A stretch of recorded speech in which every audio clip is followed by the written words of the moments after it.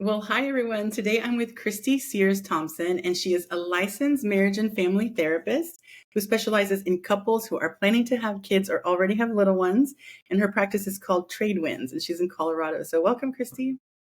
Thank you for having me. Yeah, you're welcome. So good to have you. So, Christie, we've got 10 more minutes. What's one thing you would love for the world to know? So, something that I have found is that not only through my personal experience, but professional experience as a marriage and family therapist, is that becoming a parent is one of the hardest events that happens in their marital relationship, especially during that first few years of their baby's life. And it's so difficult, so much more than getting married or moving in together. But adding a tiny little person who can't take care of themselves into your relationship, into your home, is so much harder on the relationship than people really realize. Yeah. And, Christie, how did you discover this? Well, personally, I have two kids of my own, and had a really difficult time with postpartum anxiety with my first. And my husband had no idea how to help me through it. He was going to work as normal. I was just starting my private practice, which I don't recommend. Don't have a baby and a practice like starting at the same time is a terrible idea. It's like basically raising two babies. So yes, I would say I discovered this not only like through my own personal stuff of struggling and like feeling really isolated and alone and not really having a community of support, didn't have a whole lot of mom friends, thought it would be fine. I was like, oh, people raise babies all the time. People get pregnant all the time. But in this day and age, a lot of people live away from their families and don't have that built-in support. Or if they do have their family nearby, they don't really lean on them quite as heavily as we have in the past. So that village mentality is kind of lacking. So we have to rely on childcare. We have to rely on babysitters. And when you don't have that, it's a really difficult, I guess, it's a really difficult challenge for you and your partner to try and get through alone. Yes. Yes. Yes. I think I agree with that. So, what's the first step someone would take? So if you're planning to have children, hopefully, if you haven't gotten there yet, then you're doing this proactively. But if you haven't had children, or if you already have little ones and you're feeling like, oh, my partner and I are just not on the same page, or we want to really strengthen what we have, make sure you have a community of support. That would be number one. So, who are your support people? And put those boundaries in place for the people who are not supportive of you, because that is going to just tear you down even more. The people who are around you are going to be able to build you up or tear you down, and really put that scaffolding in place. Yeah, that's a very good point, especially for newly postpartum families. Mhm. Totally. So, yeah, what is a common obstacle? Oh gosh, so many things. Money is usually an obstacle because childcare is very expensive here in the US. So if you can, try to budget appropriately, do a lot of research, tour some facilities if you do want to have childcare outside of your home. You can even look into nannies, nanny shares with other parents around you who might be able to like offset that cost together. Maybe you can rely on family and friends who are nearby. That would be a great blessing if that is available to you. And think, I don't have to do this on my own. I can reach out for help. I can say it's all right that I can't do this alone and ask for help, take the help, and be able to receive it with gracious thanks, I guess. Yeah. Oh my gosh. So true. Okay. So, how do I know if I'm doing it right? Hopefully, you will have people on your side and you'll have at least one or two people that you can call, text, and say, like, hey, I'm really struggling. I need to have you here, or I need somebody to talk to. And if you feel lonely, if you feel like you're doing it all by yourself, please, please, please reach out. Reach out to your trusted people. Don't reach out to the people you need to put boundaries up against who are going to be toxic and tear you down. Make sure that you have those good, healthy people on your team to be able to reach out. And then you'll know I'm not in this alone. I can get help. And if there is some conflict between you and your partner, there's no shame in going to a therapist. Like, it is okay to get some outside help. It's a very common thing for people to get unhappy with each other in their relationship after they have a baby. About 2/3 of people are unhappy in their relationship after their baby is born. So it's really not that uncommon. Yeah. That's great. I think as you're saying that, it's like I can see that it's not that it wouldn't be uncommon, but you're the first therapist I've met who specializes in that. So I hope that that continues to grow. That's so I good. hope so too. Like, I know premarital counseling is a thing, and I Yeah. do that as well. But I really think pre-baby counseling should be a Yeah. thing. Yeah.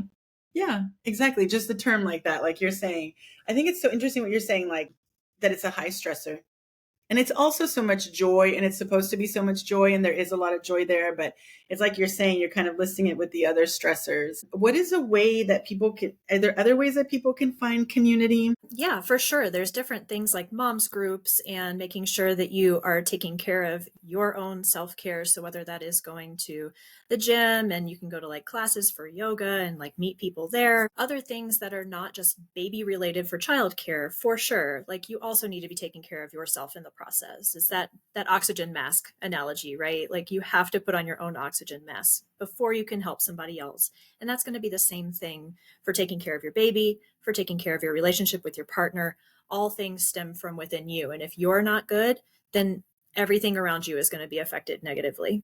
Yeah. And as I'm talking to you, what really, really stands out is I think it's two parts. It's like the idea that you have to do it on your own. And if you can get through that, then being discriminating, like who is really a support here at this season?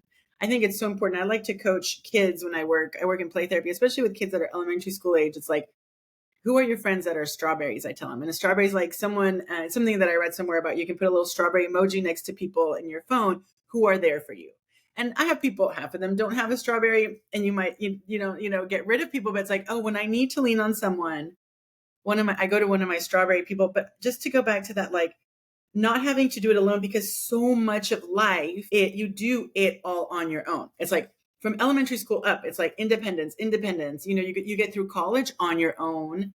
You get into a job, you get married on your own, and suddenly a baby changes that completely because you cannot do it on your own.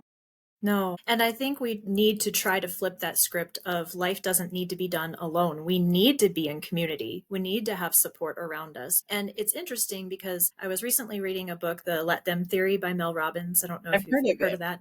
Yeah. So she was talking about like, why do young adults, or why is it hard to make friends as adults? And honestly, it's because we have these built-in communities around us from childhood. So we go to school, we see the same friends all the time, then we go to college, maybe, or we go to work. But like, if we don't have those built in communities, especially if you are self employed, you work by yourself, for yourself, like a lot of therapists do, there's a lot of isolation and loneliness. And if you don't have communities that you can lean on that are either like for your own well-being through like going to the gym, going to a church or a place of worship, moms groups, something that's going to give you that adult community and interaction and support, it will feel so much harder. Yeah. Yeah. I think that's a big shift in belief. Yeah. That you don't have to do it alone. And even your body, like you can't even physically do it alone. And I love, just to recap. So you don't have to do it alone, and find some community. Cause I think I really like, some people are extrovert and like to socialize. Some people are not. So just knowing what you feed it, but having those one or two people on speed dial, and that it's not unkind to not have certain people on your speed dial. Yeah, they can be backup people maybe, Yeah. Yeah. Yeah. And you don't have to but tell. You don't have to say, guess what? You're not my top, whatever. It's right. just, that's a No, great this idea. is not a MySpace situation. If we have people listening from the MySpace generation, Get your out of top 8. here. Yes, exactly. Yeah. It's not something that you have to make public. Well, I encourage you to keep going. Yeah, I'm going to make sure that people can reach out to you. I was going to say, how can people reach out to you and learn more? I'm going to include all your information in the description. I think it's really encouraging, what we were talking about. I'm a play therapist, and you like to work with parents. You said you started in play before we recorded. And you said, because you realize that parents need that sort of support, that preparedness a little bit. Yeah. Agreed.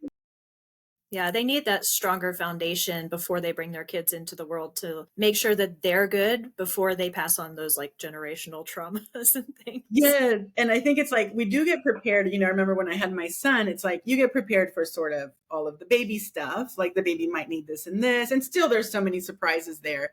But the Yes. marriage stuff, I had never really seen it explored in any depth. So I appreciate you so much. And okay, so that's our time. So, Christy, I'm so glad that you're here, that you came to tell us all this. And yeah, I'll put your contact info in the Thank description. you. Thanks.